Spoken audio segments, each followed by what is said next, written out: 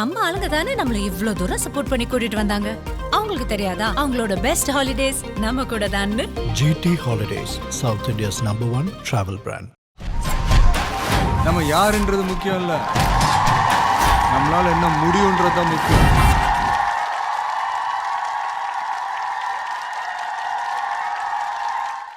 Youth படம் தான் விஜயோட நீங்கள் இணைந்து பணியாற்றிய முதல் படம் இல்லை? அதுக்கு முன்னாடி நான் விஜய் சாரை பார்க்கும்போது என்னென்னா நிறைய லவ் ஸ்டோரிஸ் பண்ணியிருக்காரு. அதுக்கு நடுவில் ஒரு ஆக்ஷன் படங்கள்லாம் பண்ணியிருந்தாரு.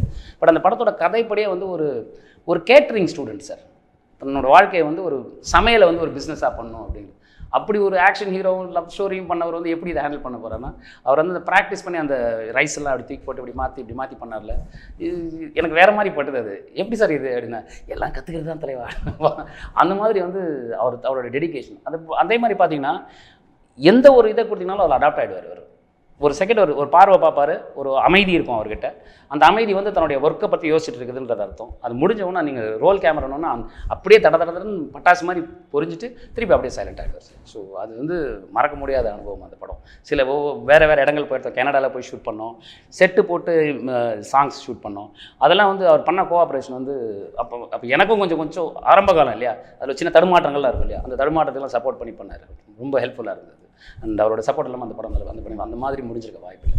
அந்த படத்தின் போது உங்களுக்கும் விஜய்க்கும் உள்ள ஏதாவது உங்களால் மறக்க முடியாத தருணம்னு சொல்ல முடியுமா? நிறையா இருக்குது சார். அந்த ஒவ்வொரு விஷயமே மறக்க முடியாத தருணம் தான். ஒரு தடவை என்ன பண்ணிட்டாங்க, ஒரு சாரீ எக்ஸ்சேஞ்ச் ஆகிடுச்சு. ஒரு சீனை காலையிலேருந்து சாயங்காலம் வரைக்கும் ஷூட் பண்ணியிருக்கோம்.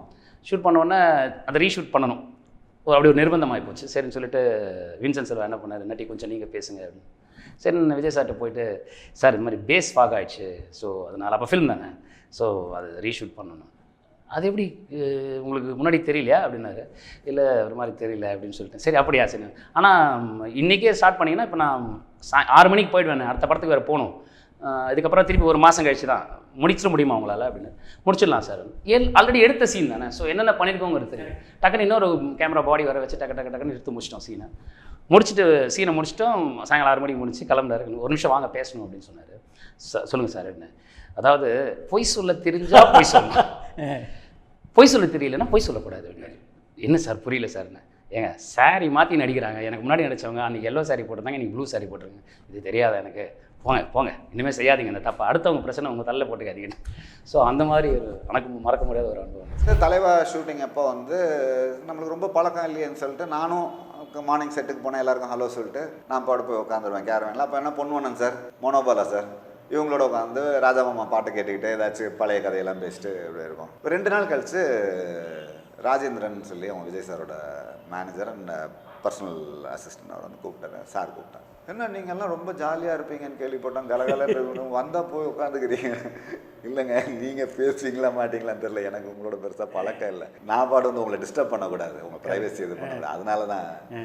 அதெல்லாம் ஒன்றும் இல்லை வாங்க அப்படின்னா எல்லாம் திருப்பி மனோபல எல்லோரும் ஏன்னா மேக்ஸிமம் எங்களுக்கு ரோட்டில் ஷூட்டிங்.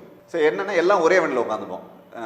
விஜய் சார், நான், மனோபலா சார் எல்லாம் ஒரே வண்டியில் உட்காந்து ஜாலியாக அப்புறம் அப்படியே பேச ஆரம்பிச்சு பயங்கர ஃப்ரெண்ட்லியாக. வெரி ஆக்சுவலாக என்ன சொன்னால் தூரத்துலேருந்து பார்க்கறதுனால நம்மளுக்கு அப்படி தெரியுதுன்னு நினைக்கிறேன். கிட்ட பழகும்போது ரொம்ப ரொம்ப யதார்த்தமாக ரொம்ப ஜாலியாக நம்ம ஃப்ரெண்ட்ஸ்குள்ளே பழகிற மாதிரி தான் இருந்தார் விஜய் சார். விஜய் சாரோட ஒர்க் பண்ண மிகப்பெரிய ஒரு எக்ஸ்பீரியன்ஸ்.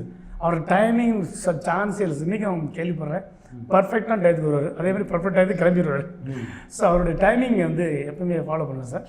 எவ்வளோ பெரிய ஆனாலும் கூட இன்னும் அந்த சொல்கிற டயத்துக்கு வர்றது வந்து பெரிய சாத்தியமில்லாத ஒரு விஷயம் சார்.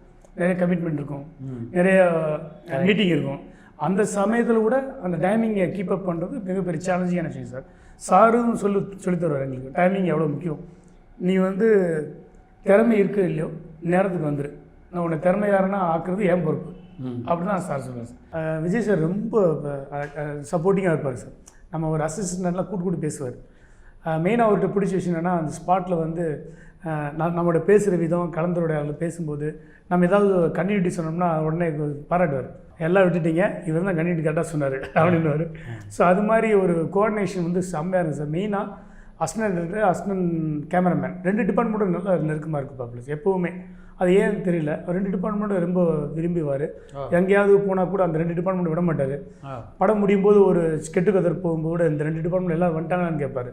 ஸோ அந்தளவுக்கு ஒரு அசிஸ்டன்ட்டோட நல்ல நெருக்கமாக இருக்கிற ஒரு ஆர்டிஸ்ட் சொல்லலாம் சார். அதேமாரி நம்ம ஸ்பாட்டில் நம்ம ஒரு விஷயம் ஏதாவது சொன்னோம்னா கூட உடனே எடுத்துக்குவாப்பில்ல சார். இந்த மாதிரி ஒரு பெர்ஃபார்மில் இந்த மாதிரி இருக்குன்னு சொன்னாங்க டக்குன்னு பிடிச்சிக்குவாப்பில்ல சார். ஸோ அந்த மாதிரி கேரக்டர்ஸ் நடக்குது. எனக்கு ஒரு படம் தான் ஒர்க் பண்ண எக்ஸ்பீரியன்ஸு. 2-3 படம் பண்ணால் இன்னும் நல்லா தெரிஞ்சிருக்கும். பட்டு டிஸ்கஷன் நேரத்தில் வீட்டுக்கு வருவார். நாங்கள் கதை பண்ணிகிட்ருப்போம். எங்களை கலைப்பார் கூப்பிட்டு என்ன கதை பண்ணுறீங்க என்ன பண்ணுறீங்க. அவளை சுக்கிரன் படம் பண்ணிகிட்டு இருக்கும்போது அவர் கெஸ்ட் அப்பீரியன்ஸ் நடித்தார். அப்புறம் எங்களை கூப்பிட்டு கலாச்சார் என்னையும் ராஜேஷும். ஏன்னா நான் வந்து எவ்வளோ பேர் நடிக்கிறேன், என்னை கொண்டு போய் சின்ன கதை நடிக்க வைக்கிறீங்க அப்படின்னு. இல்லை சார், நாங்கள் நீங்கள் கெஸ்ட் அப்பீரியன்ஸ் தான், ஒரு கேரக்டர் கிடையாது. ஒரு படத்தில் ஒரு கெஸ்ட் அப்பீரியன்ஸ் வந்து ஒரு முக்கியமான ஒரு கதாபாத்திரம். அது எந்த வேலையும் உங்களுக்கு பாதிக்காது சார், நீங்கள் பண்ணுங்கள் அவ்வளோ சார். பண்ணுறதா இருக்கட்டும், சீன் நல்லா ஸ்ட்ராங்காக இருக்குமா அப்படின்னு கேட்பார். ஸோ அந்தளவுக்கு ரொம்ப ஷோவிலான ஒரு கேரக்டர் சொல்லலாம் சார். நல்ல கேரக்டர் தான். ஸ்பாட்டுக்குன்னு வந்துட்டா அவர் விஜய் சாரோட பொறுத்த வரைக்கும் ஸ்பாட்டுக்குன்னு வந்துட்டால் டேரக்டர் என்ன சொல்கிறாரோ அதை கரெக்டாக செஞ்சிருவார் சார். அதுக்கு அந்த ஆப்போசிட்டாக பண்ணுறது, இதை கருத்தை மாற்றுறது இதெல்லாம் கிடையாது. அதுக்கு முன்னாடி அவர் அதை சரி பண்ணுவார். விஜய் சாரை பொறுத்தவரை கதையை கேட்டு முடிச்சிட்டோன்னே கதை கேட்கும்போது, கதை பண்ணிகிட்டு இருக்கும்போதோ, அதை சொல்லும்போதோ அது என்னென்ன இருக்கோ அதை கிளாரிஃபிக்காக எல்லாம் கேட்டு கிளியர் பண்ணிக்குவார். ஒன்ஸ் அவர் பிடிச்சி போச்சுன்னா எந்த சேஞ்சஸும் பண்ண மாட்டார். அதுதான் அவருடைய கேரக்டர் சார். ஸோ அது மாதிரி நாங்கள் நிறைய படங்கள், உதாரணம் திருமலை படமாக இருக்கட்டும், திருப்பாச்சி படமாக இருக்கட்டும், நம்ம கதை சொல்லி ஓகே பண்ணும்போது நாங்கள் அங்கே இருப்போம்.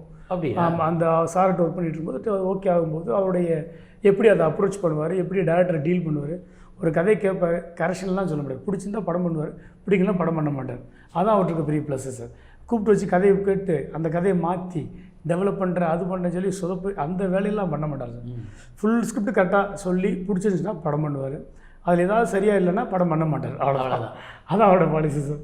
அது இன்றைக்கும் ஸ்டாண்டர்டாக இருக்குது. அப்படின்னா அது பெரிய விஷயம் சார். அதெல்லாம் மங்காத்தா முடிஞ்சு கால்டஸ் ஃபார் ஒரு டின்னருக்கு வீட்டுக்கு கூப்பிட்டு அவ்வளோ பிடிச்சது படம் பிடிச்சி எந்த ஹீரோ பண்ணுவாங்க, அவரோட எல்லோரும் காம்படிட்டர் அவருடைய இது மாதிரி நான் யோசிச்சுட்டு இருக்கும் போது அவருடைய 50வது படம் ஹிட் ஆகினதுக்கு வந்து அந்த டைரக்டரை கூப்பிட்டு வீட்டில் வந்து ரொம்ப சந்தோஷம் எனக்கு இந்த மாதிரி ஒரு படம் பண்ணதுக்கு.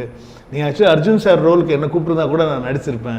ஏன்னா அவரோட 50வது படம் இல்லை, அது ஒரு லேண்ட்மார்க்காக இருந்திருக்கும். இப்போ சொல்கிறீங்க அப்போ வந்து கேட்டதாக வச்சுருப்பீங்களான்னு. இல்லை, நீங்கள் ட்ரை பண்ணியிருக்கலாம்ல, ஒரு அட்டம்ப்டாவது பண்ணியிருக்கலாம்ல அப்படின்னு சொல்லுவாங்க. பிரேமெல்லாம் கூப்பிட்டு நிறையா அட்வைஸ்லாம் பண்ணாங்க. எப்போ பார்த்தாலும் நீ வந்து உங்கள் அண்ணன் படத்துலேயே நடிக்கணுங்கிறதெல்லாம் பண்ணாது. எந்த படம் உனக்கு கரெக்டாக அமையுங்கிறதே தெரியாது.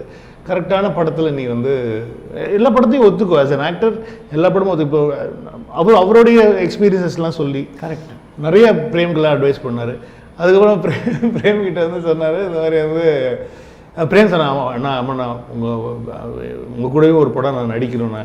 ஏன்னா ட்விட்டர்லாம் ஃபேன்ஸ்லாம் வந்து என்னை பயங்கரமாக கழுவி ஊற்றுறாங்க உங்கள் ஃபேன்ஸு அப்படின்னு. இல்லை நீ என்னதான் இருந்தாலும் அவர் ஃபேனில் நீ வந்து நான் வந்து உங்கள் அண்ணனோட படம் பண்ணேன்னா நீ வந்து என் கூட நடிக்கக்கூடாது, வேணா மியூசிக் பண்ணு, நான் மியூசிக் பண்ணுற சான்ஸ் தரேன் அப்படின்னு சொல்லி அப்போ சொன்னார் அவர்.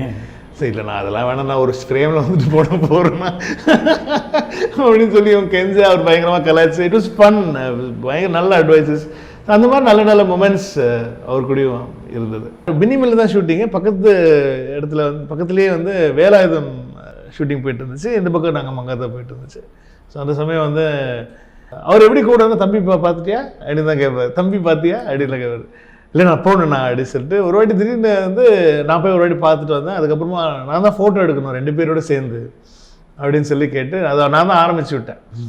ஆரம்பித்து ஷூட்டிங் முடிஞ்சு அஜித் சார் திடீர்னு அவருக்கு திடீர்னு முடிஞ்சது, இப்போ போய் ஃபோட்டோ எடுத்துக்கலாமா அப்படின்னு சொல்லிட்டு அவர் டக்குன்னு நம்ம ஷூட்டிங்லேருந்து நாங்கள் 2 பேரும் அப்படியே நடந்து அவர் ஷூட்டிங் போயிட்டு விஜய் சார் அவர் கேரவனில் இருக்காருன்னு சொன்னோன்னே கேரவன் வெளில வெயிட் பண்ணுறாரு.